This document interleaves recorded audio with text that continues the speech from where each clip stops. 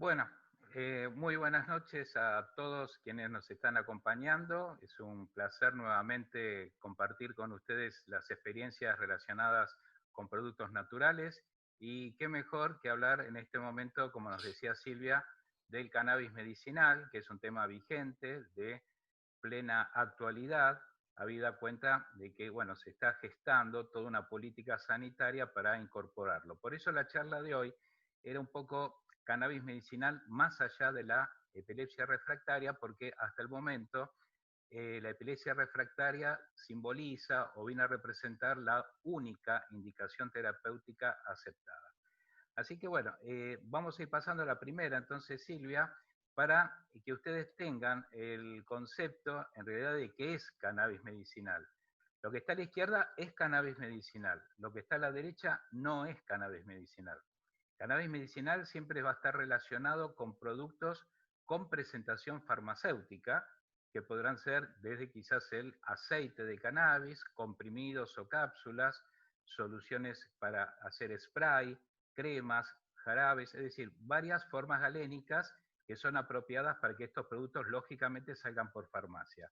En cambio, lo de la derecha es lo que es el uso recreativo de la marihuana, donde muchas veces los consumidores no tienen quizás una concentración definida de cannabinoides y es más, en muchísimos casos, quienes hacen autocultivos lo hacen con plantas que tienen mucha concentración de THC, que es el cannabinoide más psicotrópico de los 113 que se han descubierto hasta el momento, y hace de que ese producto quizás no pueda ser empleado desde el punto de vista medicinal.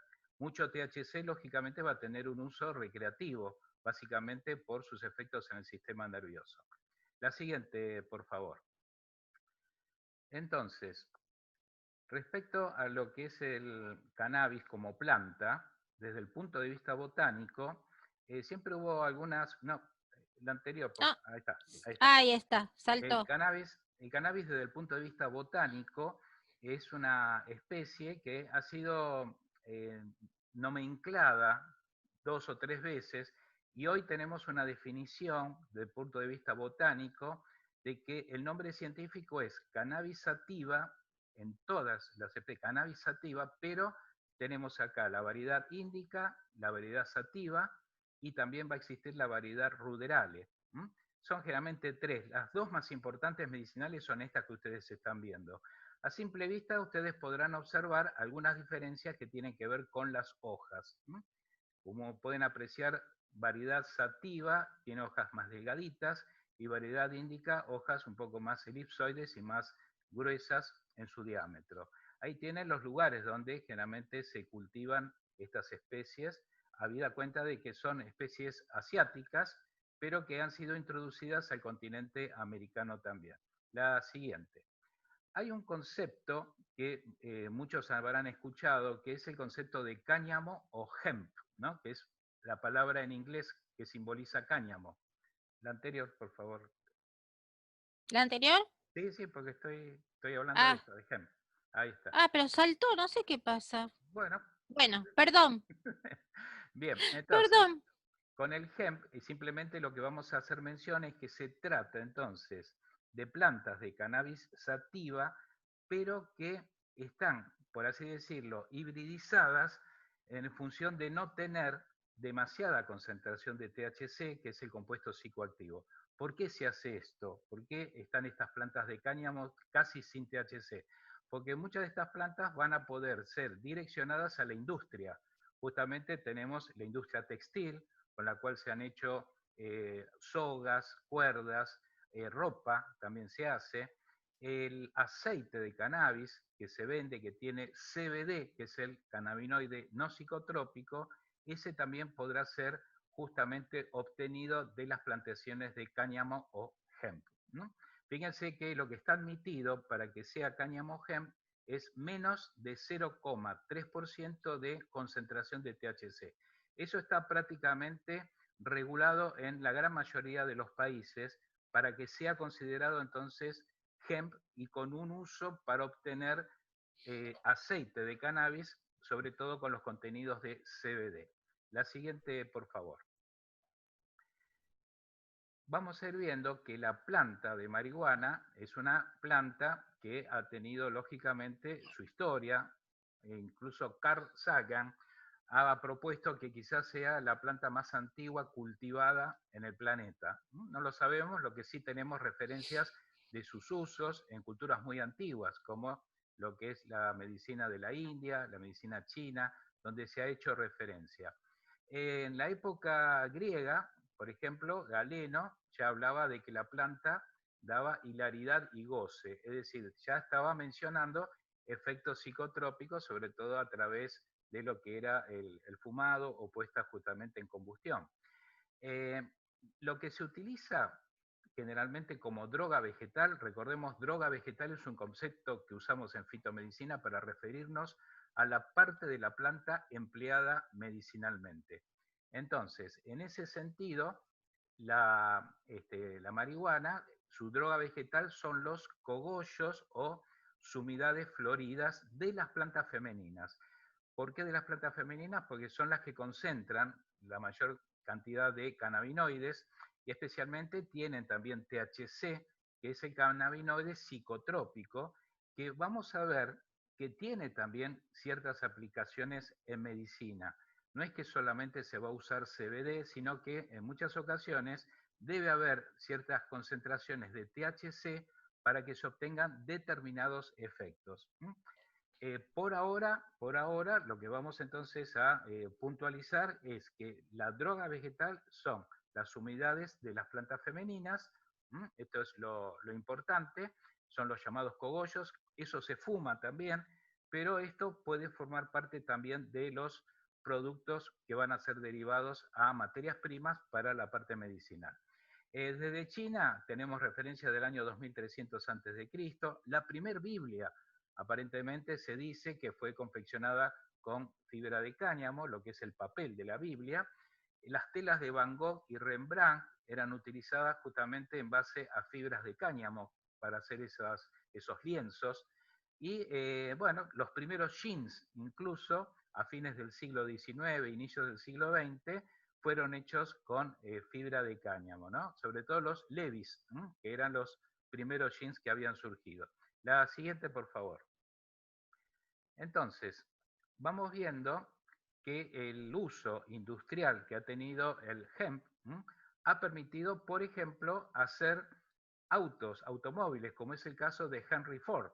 En la década del 40 surgió un auto hecho en base a una carrocería con fibra, muy dura, lógicamente, de hemp, de cáñamo, e incluso el combustible también era hecho en base a etanol de hemp. O sea, un auto realmente o totalmente ecológico, con una dureza muy importante. Algunos dirán, ¿qué pasó? ¿Por qué no se siguió con esto? Recuerden que en Estados Unidos hubo una campaña muy fuerte en contra también de lo que era el cultivo de marihuana, habida cuenta de que hubo una inmigración muy fuerte, sobre todo en el área de California, de mexicanos, que se decían, eran los que traían un poco, entre comillas lo estoy diciendo, los vicios de fumar marihuana que hacían de que hubiera conductas inapropiadas. Entonces, todo eso originó una suerte de cacería de brujas en su momento a través de películas que se hicieron especialmente para denigrar siempre el concepto de lo que podía ser la utilidad de la marihuana, y por eso hubo una quita de subsidios a la empresa Henry Ford para que no siga justamente con este modelo. Así que es un poco mientras seguimos la próxima, la historia que tuvo a nivel automotor. Hoy se están haciendo algunos prototipos, se están fabricando habida cuenta del resurgimiento que ha tenido esta especie. Bueno, fíjense que la especie fue por primera vez descrita por Linneo en 1753, o sea, descrita botánicamente como son las descripciones botánicas, ¿no? La planta, como ya vimos, se conocía muchísimo tiempo atrás, pero en los escritos aparece gracias a Linneo. 1845, Chen Moreau descubre los efectos negativos de su consumo en el área cognitiva. Ya estaba alertando que el uso continuo de esta especie, sobre todo los fumadores crónicos, iban a tener trastornos en la memoria, el aprendizaje y los reflejos. En esa época era común, por ejemplo, en los llamados clubes de París, las reuniones de fumatas que tenían que ver justamente con reuniones de gente de la literatura, de la pintura, del arte en general, artistas, que se reunían en determinados salones, eran los salones de París conocidos como Agigin, o salones Agigins, y esos salones tenían que ver con el consumo de hachís, que era ya una forma mucho más potente de THC para incorporarlo al organismo. Lógicamente, muchos pintores lograban a veces plasmar en sus pinturas, en sus lienzos, algunos colores o algunas ideas un poco fuera de lo que era el realismo, ¿no? Figuras bastante surrealistas que en muchos casos tenían que ver con el consumo de hachís. Eso había pasado también con otros pintores cuando consumían el absinte, por ejemplo Van Gogh, Toulouse-Lautrec, que utilizaba, o sea, consumía mucho absinte, distorsionaba mucho los colores y se veían colores muy verdes, muy fuertes. La anterior, por favor. Ahí estamos. En 1840, fíjense, la reina Victoria de Inglaterra inhalaba para calmar sus problemas menstruales y también por sus cefaleas, justamente marihuana, ¿no? Se lo habían traído de las colonias británicas del sudeste asiático.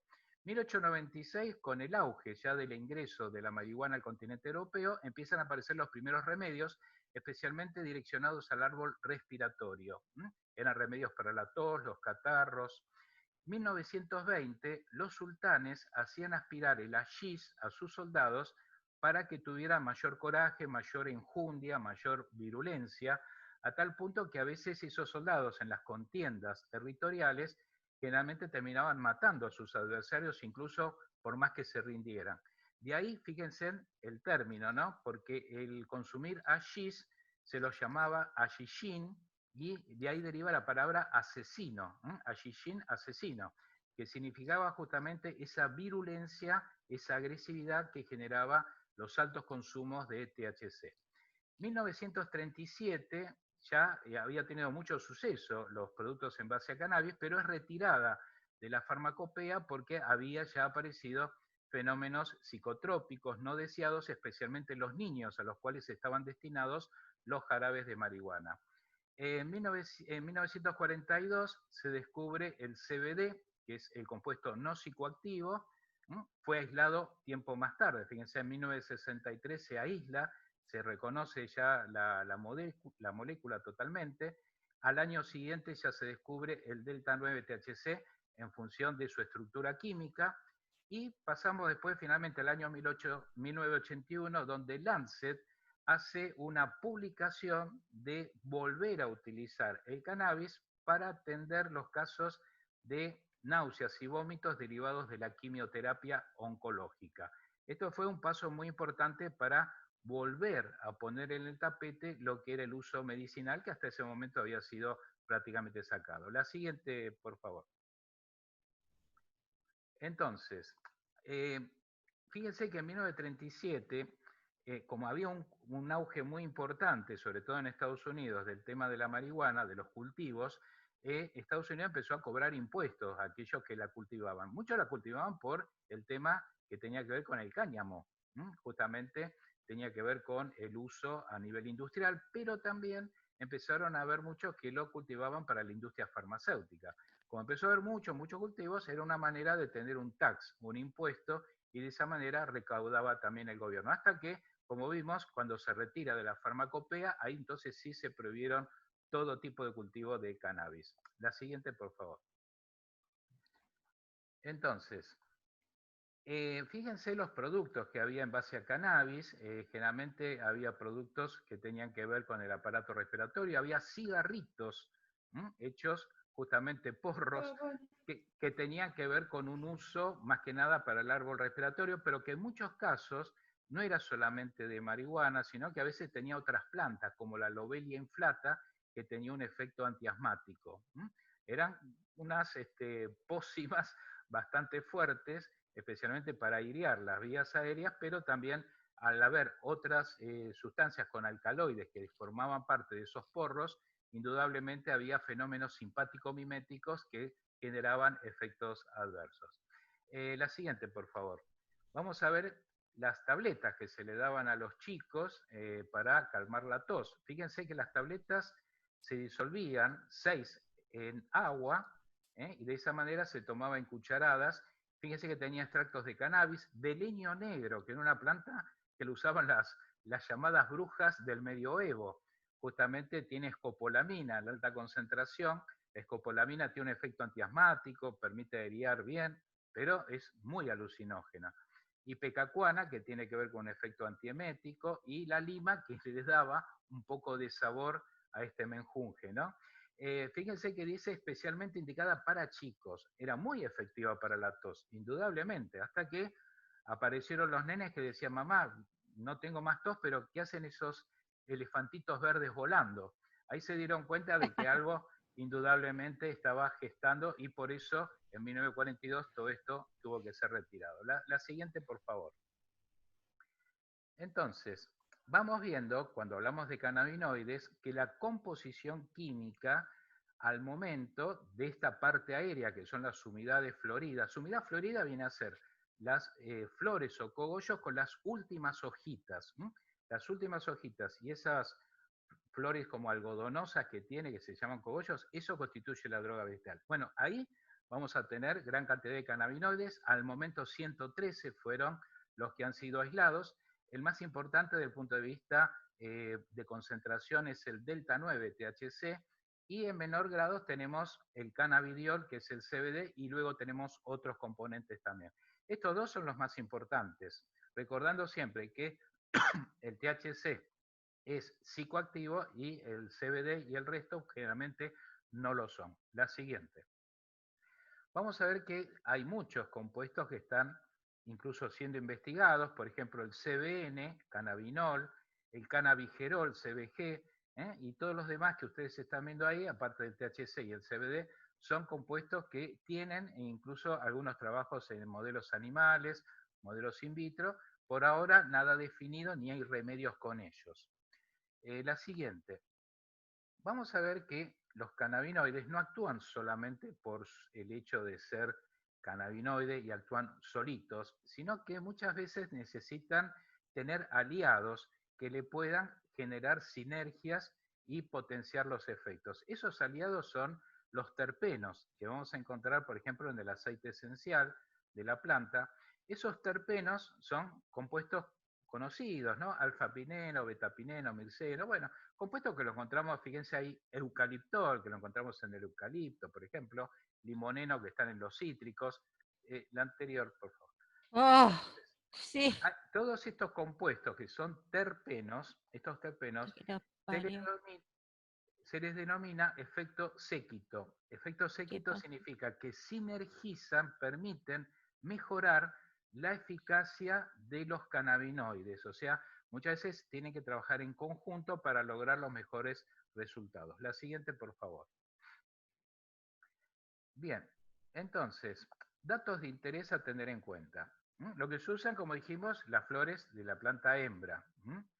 Fíjense que estas flores contienen una cantidad de THC 10 veces mayor que las hojas. O sea, si usamos las hojitas solas, hay poco THC. Mientras que los tallos y la raíz tienen niveles aún mucho más bajos. De modo tal que lo que se usa sigue siendo por la cantidad la parte aérea de la unidad florida femenina. En estado crudo y fresco, la planta contiene ácido tetrahidrocannabinólico, conocido como THCA, el cual luego se va a convertir en THC. Este es un proceso que hace que cuando uno le empiece a consumir la planta, ese proceso ocurre una vez que la consumimos. Pero en estado fresco, por lo general, la planta conserva THCA, no está ese pasaje. Los cannabinoides, recordemos que son solubles en grasa y no en agua, porque uno dirá, ¿y por qué no hacemos un tecito, una infusión con los cogollos femeninos? Porque no son solubles en agua, o muy poco solubles en agua. Entonces necesitan una solubilidad oleosa. De ahí que cuando se hacen los aceites, incluso los aceites caseros, se hacen con aceite de oliva, que permite por lo menos extraer mejor los cannabinoides. ¿Existen otras plantas que tengan cannabinoides? Sí, hay varias, pero ninguna tiene la concentración de cannabinoides como tiene la marihuana. Por ejemplo, el lúpulo, que se utiliza para saborizar la cerveza, el lúpulo se utiliza como sedante, ansiolítico, tiene unos cannabinoides, pero que no son, por así decirlo, eficaces para lograr los efectos que se aplica a la marihuana. La siguiente. Otra planta que tiene cannabinoides es la equinacia, una planta que la hemos mencionado mucho en la parte de inmunidad, de aparato respiratorio, sin embargo, prácticamente es muy escasa esa cantidad y no tiene ningún efecto psicotrópico. Ahora bien, la semilla de marihuana, la semilla. La semilla por lo general es la parte que concentra un aceite que se llama aceite fijo. Ese aceite fijo no es el aceite de marihuana que se anda vendiendo por ahí. Por esto también ustedes tienen que fijar este concepto que es muy importante. El aceite de marihuana que se vende medicinalmente es un aceite basado en los cogollos femeninos en contacto justamente con sustancias oleosas, entre las cuales figuran los aceites, lógicamente, o figuran alcohol o figuran otros compuestos que se los vamos a ver a continuación. A eso se le llama aceite, que a veces no es realmente un verdadero aceite. Ahora, el aceite verdadero de cannabis es el que tiene una semilla. Ese se llama aceite fijo y ese aceite fijo no tiene cannabinoides. Por eso lo pusimos en rojo. No tiene cannabinoides. ¿Qué es lo que tiene? Compuestos que son altamente nutricionales. Fíjense que tiene 30% del aceite, está compuesto por omega 3 y omega 6, pero con una muy buena relación, a los puntos de que tiene 2,1,3,1 relación omega 6 sobre 3, que son lo que consideran los nutricionistas y la medicina los más apropiados para las funciones biológicas que tienen los omega. Fíjense que una cuarta parte son proteínas que son de muy buena calidad, casi una cuarta parte, 27% son hidratos de carbono, y tiene 27% de fibra dietaria, de la cual 5,4 es digerible y la otra parte, 22,2, no es digerible. La siguiente, por favor. De modo tal que la semilla que proviene del aceite de cannabis debe ser incorporada al código alimentario. Todavía no la han querido incorporar, pero es necesario porque ya muchos países la tienen incorporada como alimento. Fíjense que estas semillas incluso trituradas se colocan o agregadas a las galletas, panes, café, se puede agregar a un montón de comidas. Fíjense, así como se colocan las semillitas de amapola en el pan, ¿m? Amapola, no opio, son plantas, son las dos papaver, pero una es omnífero y otra es papaver ruedas. En el caso de la semillita de amapola no hay ningún tipo de problema, son inocuas totalmente.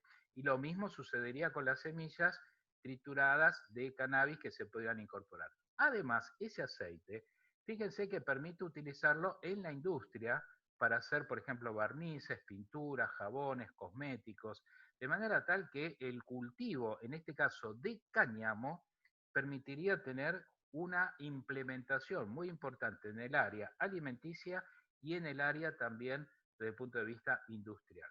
La siguiente. A eso les podemos agregar después las fibras, ¿no es cierto? ¿Podés esperar un segundo?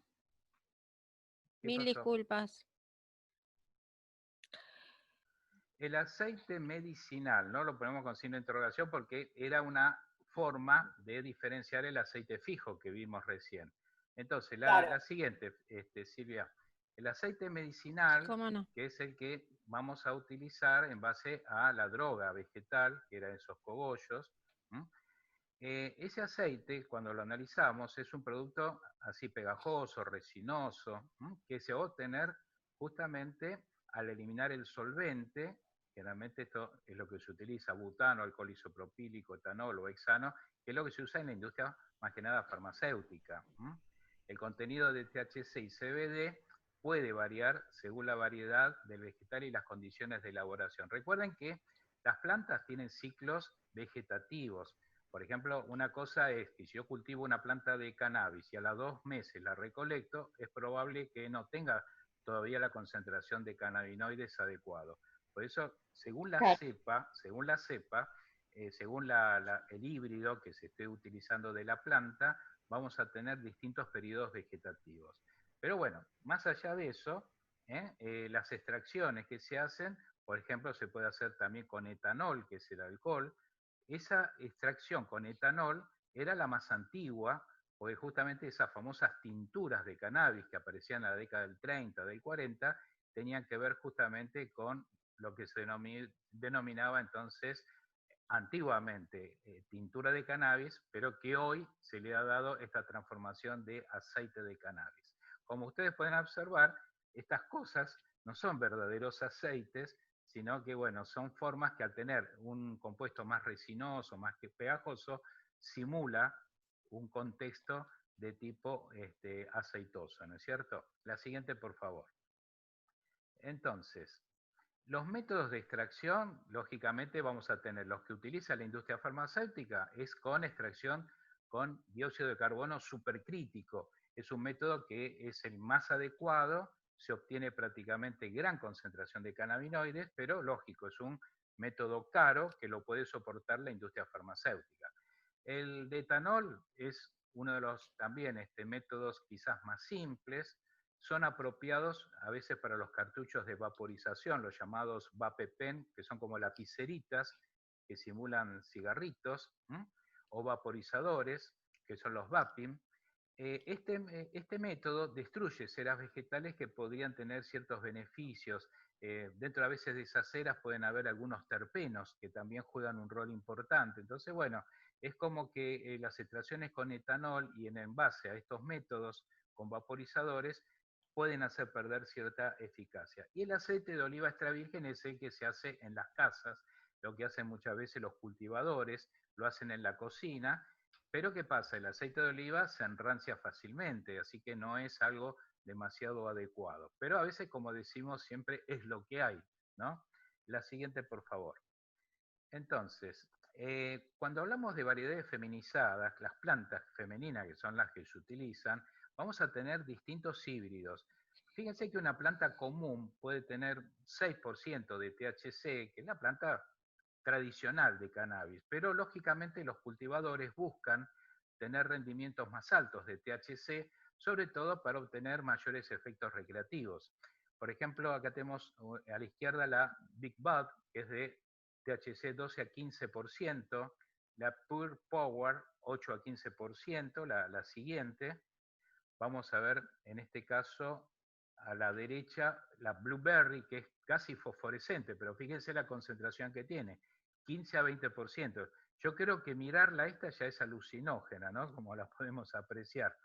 La Early Girl tiene 5 a 10%, está un poco por encima de los cannabis común. La siguiente, tenemos también la Afghan, tenemos la Afghan de 15 a 20%, que es bastante fuerte, o la Aurora Índica, que dentro de todo es de las llamadas suaves, entre 5 y 10%. La siguiente, por favor. Vamos viendo entonces que los cultivadores van buscando alternativas para obtener o más THC a efectos de tener a veces más efectos recreativos, pero en algunas ocasiones se requiere determinadas concentraciones de THC para lograr efectos como por ejemplo en analgesia o en dolor.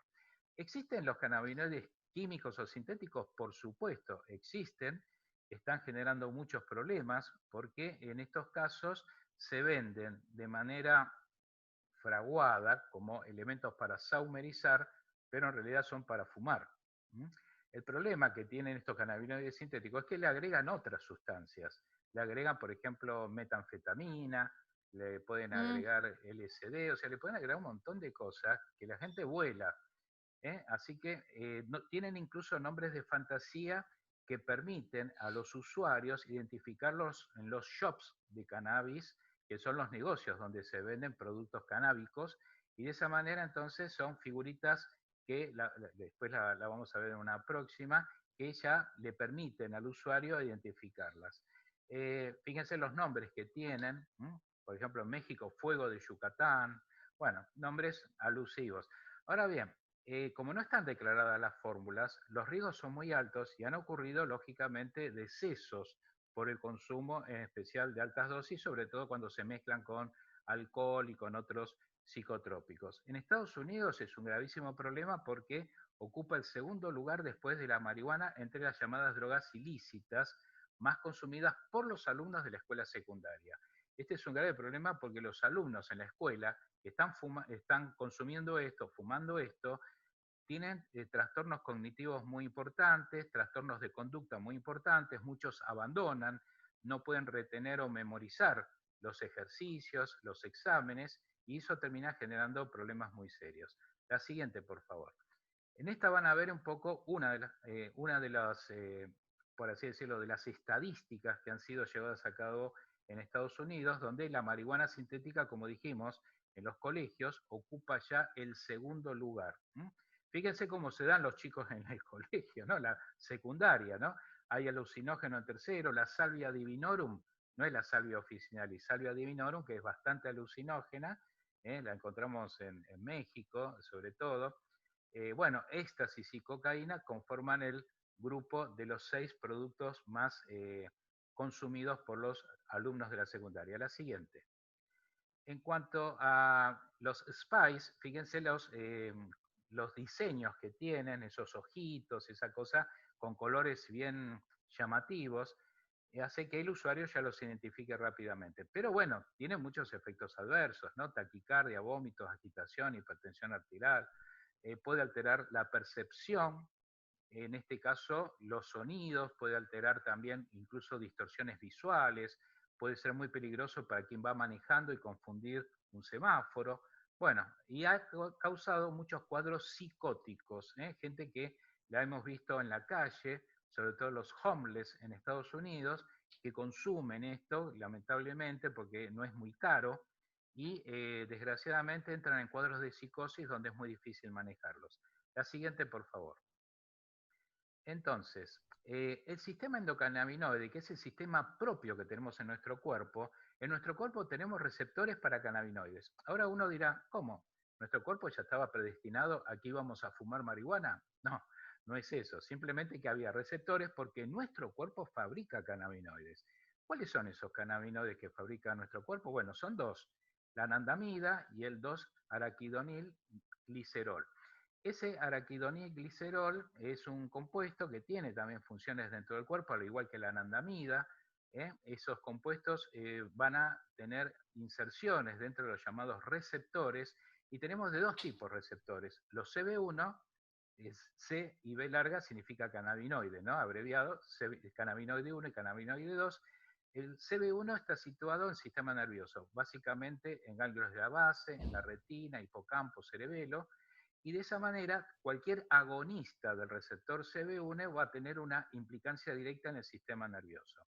Los receptores CB2 están más que nada localizados en el sistema inmunológico, van a participar en los mecanismos de inflamación y dolor, de manera tal entonces que en este simple esquema que estamos viendo, vamos a ir viendo hacia dónde van a apuntar los agonistas. Si yo voy a dar un agonista CB1, es muy probable que va a actuar lógicamente en sistema nervioso y va a poder contemplar una aplicación de enfermedades que pueden ser del sistema nervioso en general, ansiedades, depresiones, pero también puede tener que ver con neurodegeneración. El receptor CB2 está en la parte inmunológica y atención, no significa siempre que el estímulo sobre el receptor CB2 sea siempre inmunoestimulante, puede ser inmunodepresor. Hay ciertos cannabinoides que tienen un comportamiento dual y que permiten incluso incorporarlo en enfermedades autoinmunes porque funcionan como inmunoreguladores. En la autoinmune recuerden que no hay que dar los generalmente sustancias inmunoestimulantes continuas. Hay que modular ese efecto. La anandamida, el nombre proviene del sánscrito y significa felicidad. Es un poco ese compuesto que nuestro cuerpo genera en condiciones de recompensa. Vamos a suponer que tuvimos un día terrible, un día agobiante. Llega la noche y uno dice, bueno, me quiero descansar un poco, quiero ponerme bien, tener una recompensa, buscar algo que mejore nuestra calidad de ánimo, y ahí el organismo empieza a fabricar anandamida, de manera tal que funcionan los circuitos de recompensa que estaban bloqueados durante la situación de estrés. La siguiente, por favor. Vamos viendo que tenemos anandamidas naturales en algunos alimentos, en el chocolate. Por eso, cuando uno consume un chocolate, se está reconfortando, está estimulando el sistema de recompensa también. Siente una felicidad al comer, sobre todo un chocolate negro, ¿no? que son los que tienen este tipo de compuestos. Atención, los erizos de mar. Este ya no lo aconsejamos comer, ¿no? Se va a dañar un poquito la mucosa, pero tienen también compuestos. El lúpulo, que está en la cerveza, también tiene. Los huevos desecados de algunos peces, como los que se conocen como botarga, el batareja egipcio, son platos muy costosos y esos huevitos forman parte de los platos gourmets, que son platos bueno, que hay que tener una buena billetera para comerlos, pero que tienen estas anandamidas también naturales. Atención con las anandamidas porque fíjense que en nuestro cuerpo nos van a aliviar el dolor, funcionan con las endorfinas, también trabajando en ese sentido, trabajan en las condiciones de hambre, en el sueño, a veces mitigan un poco el deseo de comer cuando estamos satisfechos y en las condiciones de sueño mejora la calidad del sueño cuando estamos muy cansados y queremos ir a dormir. Fíjense que todo esto funciona también con la melatonina, que nos va a facilitar también la función del sueño, y es como que todos los neurotransmisores, la serotonina también va a funcionar con el sueño, los cannabinoides generalmente también van asociados al resto de sustancias, o mejor dicho, de neurotransmisores que tenemos a nivel cerebral. Fíjense que las anandamidas colaboran en la mujer embarazada en fijar el embrión en el útero. Esto es muy importante. La siguiente. Por eso las mujeres con mucho estrés van a perder a veces la función de sostén y tienen justamente abortos espontáneos debido a la pérdida de anandamida porque no se produce. El sistema endocannabinoide es un sistema entonces de conexiones interneuronales donde la anandamida sale de la neurona presináptica, pasa al espacio intersináptico y luego de ahí pasa a lo que es la neurona posináptica. Como cualquier neurotransmisor, tiene mecanismos de feedback para frenar los procesos. Y los fitocannabinoides, que son los que uno consume a través de la marihuana, por ejemplo, van a ocupar también esos receptores CB1 y CB2 que estaban también a disposición de la anandamida y del 2-AG. La siguiente, por favor. El 2-AG era el 2-acil glicerol. ¿Dónde vamos a tener distribución? Dijimos en el cerebro fundamentalmente, en órganos inmunológicos. CB1 está en el cerebro, CB2 en los órganos inmunológicos, pero atención, el resto de los órganos también tienen receptores CB1 y CB2 en mucha menor escala. Pero, por ejemplo, el colon tiene también receptores CB2. Entonces, a veces ciertos procesos de diarreas, de toxinas por enterobacterias, pueden alterar la función justamente colónica. Es muy importante entonces en este cuadrito que uno vaya identificando dónde tenemos receptores CB1 y CB2, porque en función de eso vamos a dar los agonistas o los antagonistas de esos receptores para obtener determinados efectos terapéuticos. La siguiente, por favor. Los animales, medicina veterinaria, también tienen un sistema endocannabinoide, también distribuido básicamente CB1 en el cerebro, vamos a tener CB2 en los órganos inmunológicos, así que los animales también son susceptibles de poderle dar cannabinoides. La siguiente, por favor. No se les ocurra darle un porro, ¿no? Por favor, porque ahí vamos a estar mal. Propuesta de usos terapéuticos. Bueno, vamos a la siguiente. Vamos a ver que ya hay productos que están aprobados y que tienen forma farmacéutica y en muchos casos esos productos aprobados son derivados hemisintéticos. Por ejemplo, para las emesis, los vómitos, que son producidos muchas veces por la quimioterapia, bueno, ahí tenemos la nabilona, que es un producto hemisintético conocido como Cesamet, el dronabinol, tenemos neuroprotección a través del dexanabinol, tenemos estimulación del apetito también con el dronabinol. Fíjese que el centro del apetito y el centro del vómito están ahí juntitos en el bulbo, por eso el producto que se utiliza como antiemético permite también estimular el apetito. Es el mismo, ¿ven? Dronabinol. En esclerosis múltiple lo que se busca es una combinación casi 1-1 entre THC y CBD. Vamos a ver que hay productos aprobados. Glaucoma, tenemos ya productos que son de larga data, sin embargo, no son muy populares los productos colirios para glaucoma con cannabis, porque no han sido, o no han demostrado una quizás mayor eficacia que los antiglaucomatosos convencionales. Y en epilepsia refractaria, lógicamente el cannabidiol, que puede asociarse a otros productos químicos como vamos a ver luego. La siguiente, por favor. Entonces, dentro de los productos, acá tienen, por ejemplo, el marinol, es un producto que ya está aprobado desde lo que es el año 1999 para estimular el apetito. Hay de distintos miligramos, ¿no? De 2,5 hasta de 10 miligramos según las condiciones. A veces uno dice para aumentar el apetito, pacientes que están muy, por ejemplo, pacientes que han perdido el apetito por HIV, ¿no es cierto? Que están muy adelgazados, pacientes oncológicos, son indicaciones de este producto, que son bajo receta lógicamente. La siguiente. Acá lo que tenemos es el Sativex, que es un producto para esclerosis múltiple que se da en spray sublingual y tiene, fíjense, una concentración casi igual de THC y CBD. Es un poquitito más de THC que de CBD, pero prácticamente es 1 a 1. La siguiente, por favor.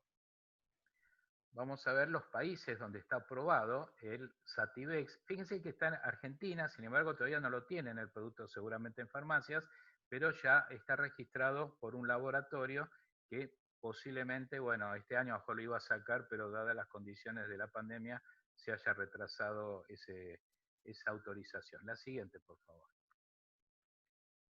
Bien, como antiemético, la nabilona, que acá la tenemos también, recordemos que esto también se puede dar para estimular el apetito, y la nabilona, indicada a la noche, facilita la condición de sueño. Es algo bastante interesante. Son productos, lógicamente, bajo receta. La siguiente, por favor.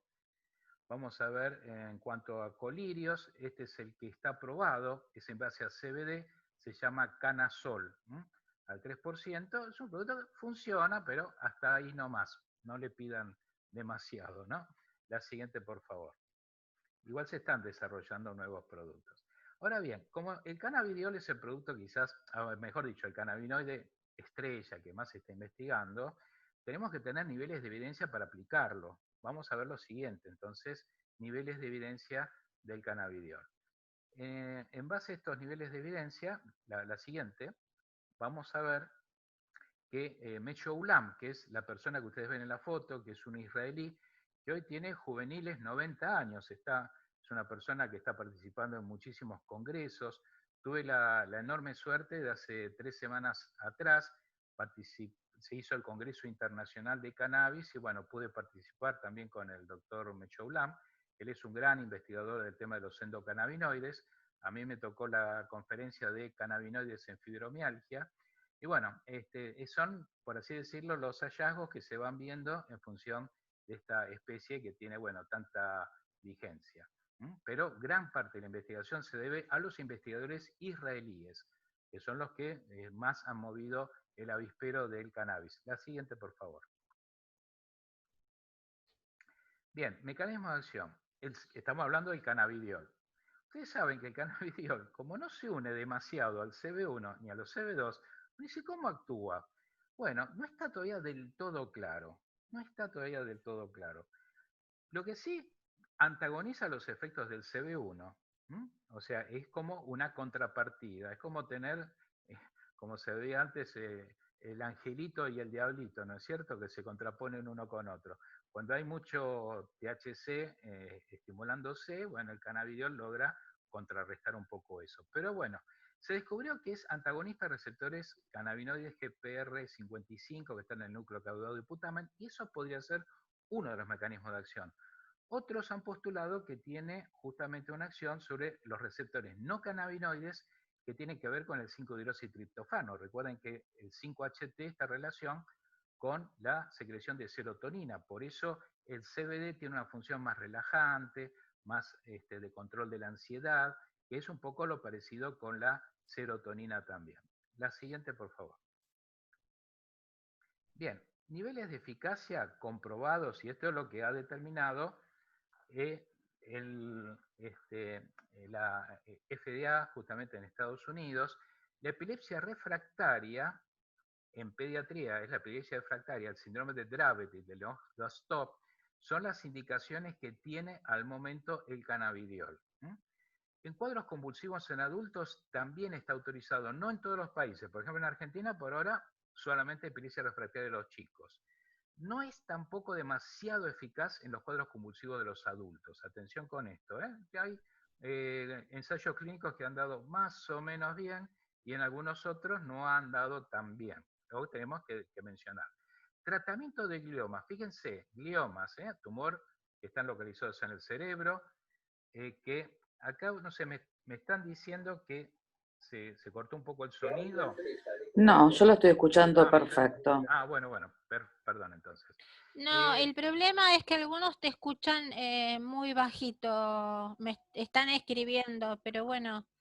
Y bueno, pueden Por subir lo el menos volumen. podés sí, y que no se corte, como el otro Está bien. día, vamos regio, Bueno, vamos regio. entonces, Se tratamiento escucha de... muy bien, está muy interesante. Bueno, tratamiento de gliomas. Tratamiento de gliomas es una de las indicaciones de cáncer, fíjense, ¿no? Porque siempre se hablaba de cáncer con los cannabinoides, más que nada querían aplicarlo en mama, en útero, bueno, en trastornos ginecológicos, oncológicos, pero por ahora gliomas, porque tiene bastante buena actividad ahí. Reduce las convulsiones también en otras situaciones que no es ni el síndrome de Dravet ni el de Lennox-Gastaut, pero que son realmente cuadros convulsivos muy severos, como la ¿Pero dónde esclerosis. está? Si apago, si pones esto, se corta, La A ver, esclerosis. por favor, ¿pueden cortar los micrófonos si son tan amables? Se están escuchando conversaciones. Sí, esclerosis Gracias. tuberosa, síndrome de Sturge-Weber, síndrome de epilepsia por infección febril, esto sucede a veces en los chicos, o trastornos genéticos relacionados con encefalopatías. En la esclerosis múltiple lo que funciona justamente es el CBD en aerosol, que era el Sativex, que es lo que está aprobado y lo vimos recién. La siguiente, por favor. Ahora bien, tenemos que necesita todavía algunos mayores niveles de evidencia, básicamente del CBD, en otras condiciones. Por ejemplo, insomnio. Al momento se sabe que 160 miligramos de CBD antes de dormir condiciona un buen elemento relajatorio y ayuda a conciliar más rápido el sueño. Igualmente se requieren todavía más ensayos clínicos, pero por ahora hay un nivel de evidencia bastante bueno. Contracciones musculares involuntarias, ¿cuáles? El síndrome de Tourette. Es un síndrome donde la persona que sufre Tourette tiene tics nerviosos permanentes, es una cosa que le arruina prácticamente la vida social. Y acá, atención con esto, que es muy interesante, el cigarrillo de marihuana fumado, sobre todo porque tiene una buena concentración de THC, logra reducir bastante los tics en estos pacientes. En este caso, justamente el THC tiene un buen nivel de evidencia, pero el CBD también. Por eso, en el caso de Tourette, va a haber que hacer una concentración de THC y CBD para lograr buenos resultados. Fíjense que las mejorías se han constatado entre un 20 a un 50% tras 6 semanas de tratamiento. El hecho ya de bajarle a un 50% estos tics, bueno, ya es todo un logro en estos pacientes. Trasplantes de médula ósea, miren qué interesante. 7 días previos a un trasplante, el CBD logra reducir la posibilidad de rechazo. Así que esto hay que también tenerlo en cuenta. Cáncer con el CBD, dijimos glioma. Ahora los otros, todavía evidencias in vitro, falta constatar. Abstinencia de heroína, morfina y otros opioides, parecería ser que podría ayudar. Vamos a ver si los ensayos clínicos terminan demostrándolo. Tratamiento del glioblastoma multiforme. Este es un glioma mucho más severo, que es prácticamente la expectativa de vida es muy baja y ha logrado mejorar la sobrevida en estos pacientes. Tratamiento de encefalopatía hipóxica isquémica neonatal, que son los chiquitos que nacen con muy poco oxígeno. En estos casos el CBD en gotitas, que se lo colocan sublinguales, podría ayudarlos a reducir la isquemia. La siguiente, por favor. Bien, se requiere más evidencias también en la enfermedad de Parkinson. Al momento en Parkinson lo que ha mejorado es los cuadros psicóticos. Es decir, recuerden, el paciente con Parkinson puede tener ataques de psicosis y eso se ve reducido con el CBD. Al relajar un poco más la musculatura, se ha visto que el paciente con Parkinson no está tan duro. Vean que el paciente con Parkinson está como endurecido, ¿no es cierto? Que en este caso no, está un poquito más blando, pero no es que mejora notablemente el caminar. Simplemente es como que relaja un poco más y no tiene episodios de psicosis. Lo mismo que en esquizofrenia. En esquizofrenia mejoraría esos cuadros psicóticos. Tabaquismo. El CBD inhalado durante 7 días reduce un 40% el número de cigarrillos fumados. O sea que acá tenemos la posibilidad de incorporarlo en las adicciones al tabaco. Atención, todo esto que estoy mencionando, fíjense el título arriba, se requieren mayores evidencias aún. Estamos posibilitando que esto se estudie, hay evidencias al momento positivas, pero requieren un N, como se dice en medicina, un número de pacientes mayor para sacar conclusiones mayores. Trastornos de ansiedad social, funciona bien entre 300 y 600 miligramos al día. Como no es adictivo, el CBD sería una muy buena posibilidad de darlo a los pacientes para que no consuman Alplax, clonazepam, o sea, alprazolam, clonazepam, diazepam, etcétera, que eso sí, a la larga pueden generar adicciones. Autismo está siendo estudiado, hay algunas evidencias positivas, eso es muy alentador porque los chicos autistas también tienen problemas sociales realmente muy importantes. Y otro cuadro que también genera retraso mental es el tratamiento del síndrome del cromosoma 10 frágil, que el CBD parece que ha dado algunos buenos resultados. La siguiente, por favor. Estudios de toxicidad. El CBD realmente es bastante atóxico, o sea, bastante seguro, no tiene prácticamente niveles de toxicidad marcados. Dosis orales de hasta 300 miligramos de CBD durante 6 meses han sido bien tolerados, pero cuando se dieron hasta 5 veces más esa dosis, 1500 miligramos durante 4 semanas, también han sido bien tolerados. El producto Epidiolex, que es en base a CBD, está aprobado en los chicos con epilepsia refractaria en dosis que van como máximo hasta 10 o 20 miligramos por kilo y por día, ¿no? Eso va a figurar en los prospectos de este tipo de productos. Algunos efectos adversos que pueden aparecer y se han señalado, sí, boca seca, mareos, hipertensión o somnolencia, pero son muy leves, no es que un hipertenso le va de 12,8 le va a subir a 18, ¿no? O sea, simplemente puede haber un puntito, lo sumo más, pero no más que eso y en muy contados casos. Y en altas dosis, en altas dosis el CBD puede empeorar los movimientos de los pacientes con enfermedad de Parkinson. Fíjese que en la dosis adecuada lo flexibiliza, lo hace menos duro, pero en altas dosis se hace el efecto paradójico. Por eso hay que medir muy bien la dosis que hay que dar en estos pacientes. La siguiente, por favor. Bien, interacciones medicamentosas del CBD. Hay interacciones con el clobazam. Este clobazam se da justamente en las epilepsias. Ahora bien, el producto puede, el CBD, aumentar los efectos y la toxicidad del clobazam y del urbadam, o sea, que son las dos, perdón, Frisium y urbadam, que son dos de los productos que hay con clobazam, puede aumentar la toxicidad especialmente hepática. Lo mismo que con el valproato, que es el divalproato sódico o valproato de magnesio. Es decir, estos valproatos también en combinación con el CBD pueden incrementar una toxicidad a nivel hepático. Pero atención, el CBD con estos remedios funciona en sinergia. Cuando los chiquitos con epilepsias que reciben valproato, reciben clobazam, única medicación, no les controla del todo las epilepsias, cuando damos CBD controla mucho mejor, pero estamos arriesgando un poco el hígado. Esto hay que tenerlo presente, por eso hay que calcular muy bien la dosis de CBD y de clobazam o de valproatos a efectos de monitorear el funcionamiento hepático. La siguiente, por favor. ¿Existen otras interacciones? Sí, pero son muy moderadas y básicamente la podemos decir que se han visto in vitro.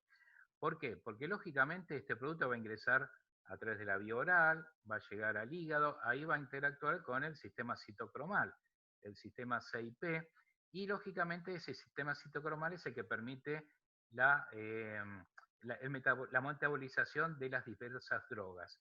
Acá tienen todo un listado de drogas que puede interactuar con el CBD, pero en realidad es más anecdótico que algo que pueda ser realmente peligroso. No obstante, convendría, siempre que ustedes den CBD, alejarlo por lo menos 3 o 4 horas del consumo de cualquiera de estas drogas que ustedes están viendo ahí. La siguiente, por favor. Bien, dolor. Dolor es una de las indicaciones más importantes que tiene el CBD. Los frasquitos, que son chicos de 30 mililitros, contienen básicamente, pueden venir de 500 o de 1000 miligramos. Acá les puse un ejemplo de un frasquito estándar, ¿no? Que trae 1000 miligramos de CBD, o sea, 1 gramo. Bien, 2 miligramos vamos a encontrar en una gota de ese frasquito. O sea, una gota equivale a 2 miligramos. Entonces, en base a esto, ustedes ahí tienen una tablita para ver, a ver, si la condición de dolor es leve y el paciente pesa 11 kilos, la dosis son 4,5 miligramos, o sea que estamos hablando de 2 gotitas y un poquito más. O el que pesa entre 11 y 20, son 6 miligramos, que equivale a 3 gotitas. Entonces, en base a esta tablita, fíjense que lo tienen hasta personas gorditas, podemos calcular la cantidad de gotas que va a ser. Apaguen el micrófono, por favor. Sí, hay un micrófono que estaba prendido, por favor. Entonces, esto es importante siempre y cuando el producto que ustedes tengan esté estandarizado, que sea un producto estandarizado de farmacia, porque si lo hacemos con un aceite que me lo trajo un cultivador, que es el vecino mío, y yo no sé realmente, es más, no sé si tiene CBD. Y atención con esto porque el otro día dando esta charla en otro colegio farmacéutico, me habían comentado que se había hecho en provincia de Buenos Aires análisis de aceites caseros que andan pululando por ahí y que básicamente la mayoría tenían THC y ninguno tenía CBD. Y lo estaban indicando en epilepsia refractaria de los chicos, cuando lo que funciona en la epilepsia refractaria es el CBD. Y a esos chicos chiquitos les estaban dando plantas, un aceite en base a plantas con altas concentraciones de THC. Así que esto hay que empezar a eliminarlo y por eso es importante que se regule lo más rápido posible. La siguiente, por favor. Ahí tenemos. Actividad analgésica. Uno dice, bueno, los cannabinoides funcionan analgésicos. Fíjense que la marihuana también tiene otro cannabinoide que es muy importante, cannabinoide, disculpe, no es un cannabinoide, es un ácido, se llama ácido ajulémico, lo cual significa que la planta en sí no depende únicamente de THC, en algunos casos para los dolores crónicos, porque atención, dolor crónico, el THC también funciona. Yo les menciono CBD porque es lo que se está autorizando, es lo que se va a autorizar. No está todavía autorizado en muchos lados el THC para el manejo de dolor. Sí hay evidencias, lógicamente Israel tiene trabajo porque ya tiene productos autorizados para manejo de dolor crónico y neurológico en base a productos con altos niveles de THC. Pero bueno, lo que sí podemos decir es que el ácido ajulémico también está presente en el mecanismo analgésico. La siguiente, por favor. Bien, cuando hablamos de cáncer hay que tener mucho cuidado porque muchas veces los anuncios que andan por ahí les dicen la marihuana detiene el cáncer de mama. Fíjense lo que es el anuncio, el titular, y cuando vemos abajo, ese cannabidiol en modelos animales o modelos in vitro. Entonces, no podemos manejarnos con estos titulares porque esto muchas veces está en función de aquellos que buscan la autorización de la marihuana para tener un paraguas protector de sus hábitos recreativos y lo que buscan es que la marihuana se autorice medicinalmente para autorizarles a ellos estos usos también recreativos. Entonces, estos falsos títulos que confunden a la gente y que después en los debates en el Congreso dicen, ¿cómo me van a prohibir fumar marihuana si la marihuana tiene efectos en el cáncer? No, pará, era el cannabidiol, que lo vamos a tener incluso en las plantas de cáñamo, no las que fuman los recreativos. Entonces, quiero marcar bien esto, por favor. La siguiente, por favor. Entonces, la anterior. Acá tenemos el tema justamente de lo que es el CBD en el caso que habíamos mencionado la otra vez del COVID-19. ¿Se acuerdan lo del COVID-19?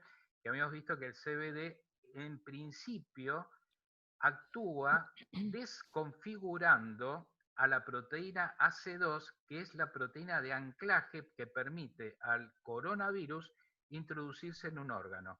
Fíjense, por ejemplo, que el CBD se ha visto en colon, hace ese efecto y detiene las diarreas que produce el COVID en el estadio terminal de los pacientes que están internados. Así que este hallazgo, por ahora lo están desarrollando en Israel, simbolizaría un elemento muy importante a los efectos de combatir las complicaciones de pacientes que están internados, como asimismo la posibilidad de que los pacientes que estén en contacto con el COVID-19 no les ingrese al pulmón, por ejemplo. La siguiente, por favor. En el tema de cáncer, la actividad antitumoral también está ligada al THC. Fíjense que ha habido buenos resultados en cáncer de pulmón a células pequeñas y en cáncer hepático, pero en modelos, vuelvo a decir, in vitro. Ahora un caso muy curioso.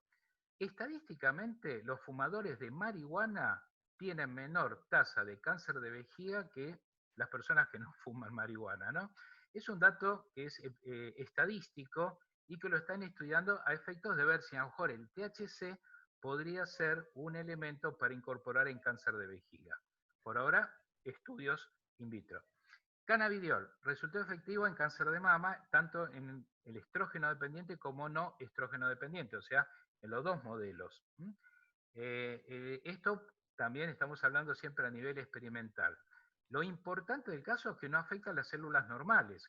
Eso, justamente la quimioterapia, cuando quiere destruir células tumorales, lamentablemente afecta también células normales. En este caso, el cannabidiol no tendría ese problema. Y en los gliomas sí hemos visto muy buenos resultados sinergizando la actividad oncológica. Es decir, no es que un paciente con glioma se le da únicamente CBD, se le da el esquema de quimioterapia más CBD. Y ahí sí la respuesta es mucho mejor. Los cannabinoides en general han reducido la proliferación de metástasis en los modelos animales. Por lo tanto, está en estudio esa posibilidad. Y muy interesante, inhiben procesos de angiogénesis, que son esos vasos de neoformación que hacen las células tumorales para lograr nutrirse, crecer y multiplicarse y diseminarse más. La siguiente, por favor. Bien, esto es lo que está aprobado, epilepsia refractaria infantil. Son los estudios, fíjense, los niveles de evidencia han sido realmente muy buenos, con 89% de reducción de las convulsiones, la tolerancia ha sido realmente muy buena. La siguiente, por favor. Este es un estudio de SADOC del 2016, donde se evaluó CBD y THC también, pero especialmente CBD. El análisis que hizo justamente la Academia Americana de Neurología en el año 2015 demostró, y esto fue lo que posibilitó la aprobación del producto en base a CBD en epilepsias refractarias, que reducía en promedio de todos los ensayos clínicos un 54%. El estudio de TADEC, el que vimos anteriormente, había demostrado mayor, incluso eficacia, hasta 80%. Acá, bueno, se juntaron todos los estudios que había hasta ese momento, y bueno, el porcentaje era del 54%. Pero bueno, entre 54 y 80% tenemos una media casi de 68% de reducción, que es bastante significativo. La siguiente, por favor. Este producto está aprobado por la FDA, el Epidiolex, en base a cannabidiol. Este producto, lógicamente, se puede traer cuando el ANMAT justamente ha autorizado dos productos. Este es uno. El siguiente, que vamos a ver, que es en base también al CBD, es el Charlotte. Vienen en gotitas, y ahí tenemos la imagen de la nenita, que era justamente, se llamaba Charlotte, que tenía epilepsias refractarias y había tenido muy buenos resultados con el CBD. El producto entonces se va a pedir bajo receta, por ahora por el ANMAT. Esto posiblemente va a cambiar dentro de poco si es que se sigue avanzando con la legislación, pero implicaba un trámite bastante engorroso, porque justamente requería todo el historial clínico de la paciente. El médico para prescribirlo tiene que ser neurólogo, no podía ser un médico clínico, por ejemplo. El trámite hasta que lo traían, pasar por aduana, bueno, finalmente el producto puesto en el mostrador y dado al paciente terminaba valiendo como $400, entonces se le hacía inviable lamentablemente a muchos. La siguiente. Fíjense que en Europa, el anterior,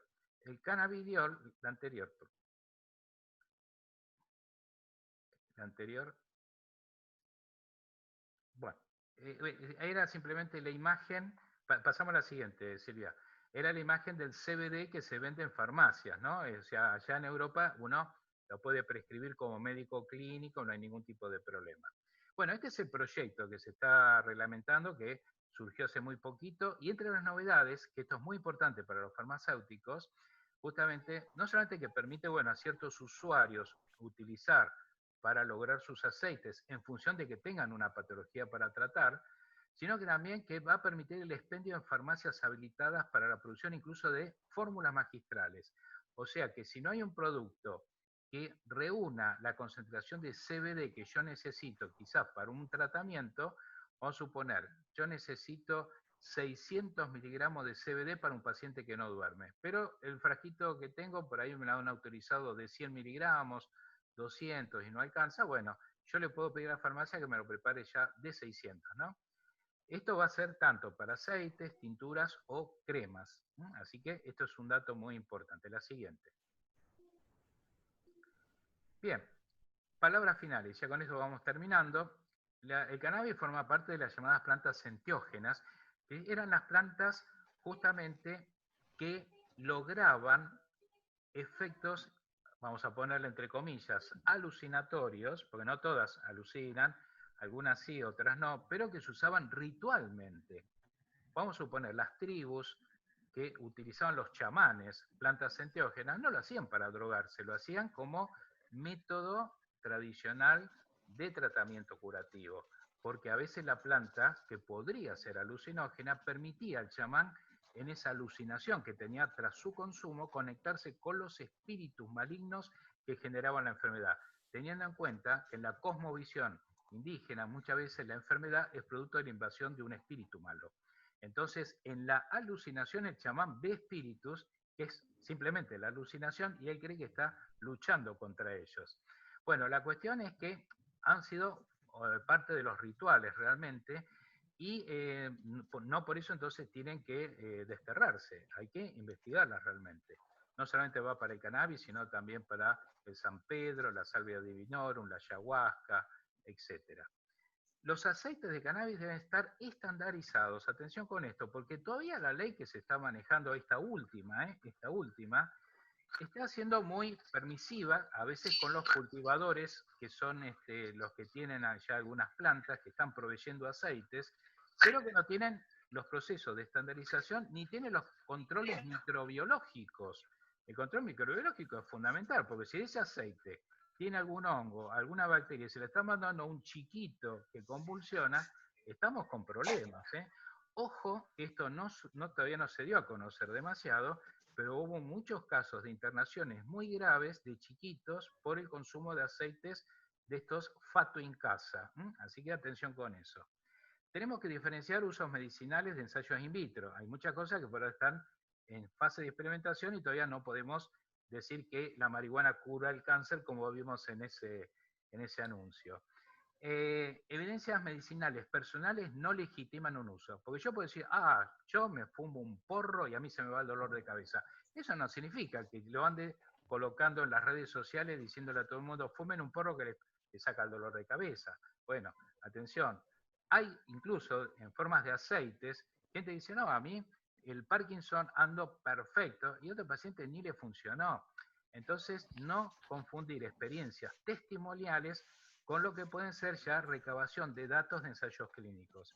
No hay que educar en base a información justamente sesgada. La educación tiene que ser no sesgada, porque precisamente hay mucho que quiere el uso recreativo, busca este paraguas protector medicinal y buscan que la enseñanza esté sesgada hacia que también fumando está bueno, porque atención, ¿qué pasa con fumar? Alguno podría decir, yo fumando me siento un poquito más tranquilo, me ha dado por algún efecto en el dolor de cabeza, por decir algo, tengo menos náuseas, perfecto, pero cada vez que uno fuma, la combustión de los principios activos en contacto con el fuego activa una serie de alcaloides que son muy tóxicos y incluso algunos pueden ser cancerígenos. 1 a 1, un porro versus un cigarrillo de tabaco tiene más compuestos peligrosos el porro que el cigarrillo. Pero dice, pero a ver, si es mucho más tóxico el tabaco, claro, porque vos te fumás 20 cigarrillos por día, no te fumás 20 porros diarios. ¿no es cierto? Entonces, uno a uno es más peligroso desde el punto de vista de la combustión de los elementos el cannabis. Entonces, eso lo tenemos que tener presente también.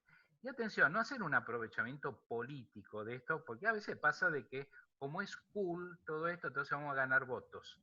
Esto tiene que ser consensuado a nivel académico, tiene que ser consensuado con la sociedad también, con los profesionales de la salud. En este caso tiene que participar los médicos, los farmacéuticos, es decir, todo el grupo de profesionales que pueda estar implicado en la toma de decisiones. Y en base a eso entonces vamos a tener una ley como Dios manda. La siguiente, por favor. Entonces, el cannabis tiene que ser bien estudiado. Por eso, el 5 de septiembre estamos iniciando justamente el curso de cannabis, de experto en cannabis medicinal. Y atención con esto, porque como farmacéuticos van a tener que estar ayornados en precisamente manejo de las dosis, en qué patologías se va a poder aplicar, porque se va a abrir aparentemente el espectro terapéutico. Le van a aparecer recetas que le van a decir CBD para autismo, por así decirlo. Entonces uno tiene que saber por lo menos asesorar al paciente, porque a veces va a venir alguien a pedir el CBD o pedir el THC con CBD, vamos a ver lo que está autorizado, y tenemos que tener una idea de si puede haber una sobredosis, si el paciente puede estar interaccionando un remedio con otro. Es decir, todas esas cosas son fundamentales en el consejo profesional, porque pasa muchas veces que se vienen con recetas, incluso lo vemos lógicamente con los remedios alopáticos tradicionales. El paciente viene una receta y no sabe realmente qué le está dando el médico, y el médico, como lo visitó un visitador médico y seguramente si receta mucho de eso, a veces puede tener algunos viajecitos a algún congreso, a veces ni el médico sabe lo que está por ahí prescribiendo y puede haber efectos adversos, interacciones, etcétera, etcétera. De modo tal entonces que es muy importante que uno pueda empezar a tener un conocimiento para asesorar, no solamente en la farmacia, uno puede asesorar un laboratorio, ONGs, dar charlas, es decir, hay un espectro muy amplio que se va abriendo en función de tener un expertise en lo que es esta temática que está realmente avanzando muchísimo en todo el mundo. Bueno, les agradezco notablemente este tiempo que han dedicado. Seguramente los niveles de hipoglucemia de varios están, seguro alguno estará comiendo su sanguchito por ahí, pero bueno, les agradezco notablemente todo esto. Ahí tienen mi mail siempre para que se puedan contactar, cualquier duda, cualquier elemento que pueda ser conveniente. Silvia, lo dejo entonces ya a tu disposición para si hay alguna pregunta o alguien que quiera hacer algún comentario. Claro que sí. Adelante nomás. Ahí largamos. Bueno, muchas gracias, doctor. Están diciendo, excelente, muchas gracias. Les quiero decir, por favor, no sean ansiosos. No, ya van a tener la grabación. La grabación o porque están ansiosos. Así que bueno, ya van a tener, si no también Y el le Power. vamos a dar CBD, ya que estamos hablando. Así que, claro. Así que bueno, bajen el grado de ansiedad. Y bueno. Yo quería hacer una consulta, si es a ver, posible. si cerrás el micrófono y le escribís, Bárbara. Sería genial. Así muchas gracias, muchas seleccionando. gracias. ¿Cuál es el resultado, doctor? Sí. ¿Cuál es el resultado en el tratamiento de la fibromialgia? La fibromialgia. Bueno, los resultados inicialmente habían sido un poco controversiales porque a veces las cepas que se usaban de la planta no tenían una suficiente cantidad a veces de THC, porque a veces en fibromialgia se necesita una determinada concentración de THC y CBD. A veces el CBD solo no logra reducir los dolores de la fibromialgia. Por ejemplo, el CBD funciona bien en dolores artríticos, dolores reumáticos, ahí sí. Ahora, fibromialgia es otro tema, es otro capítulo de dolor, es otra fisiopatología. Entonces ahí se necesita ciertos toquecitos de THC porque ahí está involucrado justamente el sistema nervioso y de esa manera entonces se necesita una equivalencia de ambos. Así que los resultados, si está bien combinado la concentración de THC y CBD, ahí los resultados son mucho mejores que cuando no se conoce la concentración de lo que estamos dando. ¿Por qué no se pregunta, Mónica? Espera un momentito porque se me ha ido para arriba. ¿Dónde está? ¿Por qué no se permiten los cultivos en Argentina de cáñamo? Bueno, porque todavía, fíjense que no está ni siquiera contemplado en el Código Alimentario la semilla, que no tiene ningún cannabinoide, ¿no? Es decir, acá se avanza muy lentamente en la obtención de permisos. El problema es que cultivar una planta de cáñamo implicaría también un control de los organismos de seguridad. Vean lo complicado que es obtener o hacer cultivos, porque, por ejemplo, lo que está buscando la nueva legislación es que los laboratorios provinciales habilitados, que son 12 más o menos que hay en la provincia que pertenecen a las provincias y les permiten hacer remedios, para obtener las materias primas tienen que venir de cultivos y esos cultivos tienen que estar en la provincia fiscalizados por cada gobierno. Seguramente algunos habrán visto que Jujuy fue una de las provincias como que arrancó en punta en su momento y había destinado varias hectáreas. Ahora bien, esas hectáreas tienen que estar controladas con cámaras justamente de vigilancia, con guardias de seguridad, puede participar hasta la gendarmería también, porque uno dice, pero es cáñamo. Y bueno, pero a ver, si a alguien le autorizan un campito, te va a meter inicialmente 5, 6, 7, 10 plantitas de cáñamo y por ahí después te puede meter otra. Te la mete en el medio y anda a controlarlo. Por eso, todo tipo de cultivo, así a escala, lógicamente, tanto outdoor como indoor, outdoor son los que están afuera, indoor los que están en ámbitos más cerrados, van a tener que tener cámaras de seguridad, controles, etcétera, etcétera. Y atención, es el INASE, Instituto Nacional de la Semilla, el que va a autorizar qué semilla es la que se va a poder utilizar para los cultivos. No es que cualquiera va a venir con una semilla y lo va a cultivar. Y no cualquiera de los que están haciendo cultivos en este momento va a estar autorizado. Ojo que en estas charlas que hubo en el Ministerio de Salud, hubo mucha participación de ONGs que tienen generalmente sus cultivadores que están haciendo plantas que no son prácticamente las que van a ser medicinales, pero están haciendo mucho lobby. Lo mismo pasa a veces desde Mamá Cultiva, que lógicamente ha sido una ONG muy importante que motivó realmente la apertura de que se converse esto, porque sus chiquitos con epilepsia refractaria no funcionaban ni con el Valcote ni tampoco con el Clobazam. Entonces ellas hacían estos aceites. Ahora bien, se montaron detrás de ellas una serie de colectivos recreativos impulsando todo esto y bueno, lamentablemente ahí entonces tenemos metido un poco de todo. Lo importante es que puedan los laboratorios provinciales proveer. Si hay cooperativas de usuarios que se adapten a hacer plantas de cáñamo estandarizadas, porque el cultivo se puede estandarizar, atención, se puede estandarizar. Ya tenemos los agroquímicos que están autorizados para la planta de cáñamo. Muchos de esos agroquímicos son naturales, que dominan muy bien los pulgones, los hongos, etc. Bueno, esa materia prima va a ser fundamental para que se haga un producto como Dios manda. Y el producto tiene que ser únicamente bajo el expendio de la farmacia, acá donde tiene que estar muy fuerte la parte farmacéutica en la mesa de discusión. Pues no sé si han sido a veces invitados en estas reuniones últimas que se hicieron en el ministerio, donde básicamente las ONG coparon la parada. Entonces, sí, ha participado gente del CONICET, algunos investigadores, pero a veces falta, digamos, la pata más importante, que es que el producto salga por farmacia.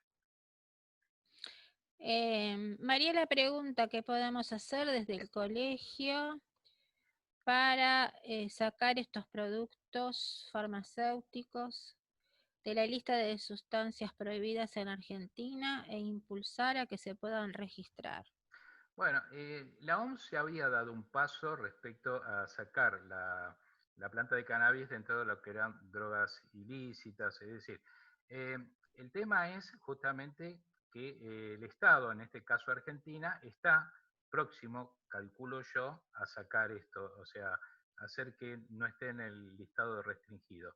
Por ahora lo está, pero bueno, es importante que haya información fidedigna de qué producto es lo que se va a habilitar para que si se va a cultivar cáñamo, que sea el cáñamo el que esté autorizado, no una planta, la blueberry, que era la fosforescente con 20% de THC. lógicamente va a haber que poner en un listado estas sí y estas no. Pero eso lleva un trabajo. Es importante justamente el expertise que puedan tener los que van a participar de ese dictado, ¿no es cierto? Doctor, Ana pregunta, quisiera preguntar por el uso del CBD en cremas. ¿Cuál Sí, sería su indicación? y está funcionando bien en dermatitis atópica, eczema atópico y algunos casos de psoriasis. Así que, como además la crema puede tener aceite fijo de la semilla que tiene omega, recuerden los omega funcionan bien en pieles secas, en dermatitis atópica, entonces CBD y aceite fijo con omega está funcionando bien en esos cuadros. Hay ensayos clínicos, por ahora algunos productos en forma de crema los hay en países que están un poco más laxos ya con la legislación. Por ahora en Argentina no. He averiguado justamente en el ANMAT a ver si autorizaban cremas, para, incluso con la semilla. No estaba pidiendo a ver si se podía hacer cremas para utilizar el aceite fijo omega de la semilla que no tiene ningún cannabinoide, y no, porque está en estado negativo todavía la planta. El bebé todavía no tiene ni siquiera pañales, no estamos ni No, en pañales, ni en parece. pañales, claro. Doctor, Carolina dice, ¿alguna experiencia en ELA? Y no hay demasiado, lamentablemente estuve buscando, si bien el CBD tiene un efecto antioxidante y bueno en enfermedades neurodegenerativas, ante la nada sería bueno darlo, porque está demostrado su efecto de detención de los procesos neurodegenerativos, de manera tal que todavía no tenemos ensayos clínicos totalmente con un número importante como para definirlo de que sí hay que darlo. Desde la fisiopatología, desde el conocimiento de cómo actúa el CBD, realmente se puede dar. No habría problemas a mi criterio. Doctor, ¿qué concentración, pregunta Graciela, se necesita de CBD para artrosis? Bueno, va a depender, ¿no es cierto? Pero pueden ser 300, 600 miligramos 3 veces al día. Va a depender de el peso del paciente. Ahí les puse yo un cuadrito, que es uno de los cuadritos donde de acuerdo al peso, de acuerdo a la intensidad del dolor, íbamos a calcular las gotas necesarias para utilizarlas. O sea, hay que fijarse más que nada en ese cuadrito que les mencioné. Fabián dice, ¿para qué recomendaría el uso del porro o no lo recomendaría? Bueno, el porro, a ver, si uno, se está comprobado que si uno fuma esporádicamente el porro, por lo general no hay problemas. Se ha visto incluso un porro por semana, generalmente no trae demasiados problemas, ni desde el punto de vista de la parte cognitiva, es decir, memoria, aprendizaje, reflejo, todo eso no afecta demasiado. Pero siempre recuerden la combustión, que cualquier planta que se ponga en combustión nunca es buena. Si quieran pasto y lo que hacen fumar pasto también le va a generar elementos cancerígenos. Ahora bien, sí les mencioné que el fumar lo había comprobado la reina de Victoria, disminuía los dolores menstruales, las cefaleas, disminuía al fumar los tics del paciente que tiene el síndrome de Tourette. Entonces, bajo esa perspectiva, tiene ciertos efectos. Más que nada en dolor funciona, pero sabiendo que estamos incorporando, en la medida de que lo estemos fumando, sustancias que no son buenas también. Así que hay que ver riesgo-beneficio en ese caso. María Florencia pregunta, ¿puede administrarse a un paciente con patologías cardio de base como tratamiento para el dolor? Sí, no está comprobado que pueda generar problemas cardíacos. El THC, si tiene THC y en ciertas dosis, puede generar algo de taquicardia, eso se ha visto. Es como que puede tener cierto efecto simpático mimético, pero en las dosis adecuadas, cuando sea CBD, que es el no psicoactivo, no he visto ningún tipo de problema, salvo cuando se da en altas dosis. Lo mencionamos, en altas dosis puede generar un poco de hipertensión. En algún paciente que está con presión alta medicado, habría que controlarlo un poquito si está con CBD en dosis un poquito altas, porque a lo mejor requiere una dosis alta para el manejo de dolor. En ese caso convendría hacer un chequeo de monitorear la presión. Pero por lo general no trae demasiado problema. Bueno, todas las preguntas que están haciendo en este momento con respecto al curso del 5 de septiembre, por favor remítanse a fitomedic@gmail.com. Así el doctor les dice a cada uno, le saca a cada uno sus dudas, porque son distintas. Estamos ya en un horario bastante pasado, Avanzado. van a ser las 10, claro. Y esto ya corresponde a un trabajo personal del doctor, ¿eh? Así que directamente lo tratan con el doctor, que él, como siempre, generosamente les va a dar todas las, ¿no es cierto, doctor?, las Por respuestas. supuesto, exacto. Ahí nos escriben y les enviamos el programa y todas las dudas que puedan tener. Doctor, siguen diciendo muchísimas gracias, muy buenas Bueno, las clases. gracias. Gracias por sacar las dudas. Algunos están diciendo que ya se están retirando. Excelente, excelente. Todos al principio. Gracias por seguir estando casi hasta último momento, porque estamos en 75 personas. Así que bueno, Está con el bien. número tan grande que fuimos, Sí. Vamos nos han soportado. Sí, sí. Han Y soportado hasta el tenemos que ver final. la próxima el tema de ampliarlo a los 300, ¿no? Porque quedaron muchos afuera Sí, y porque resolver eso.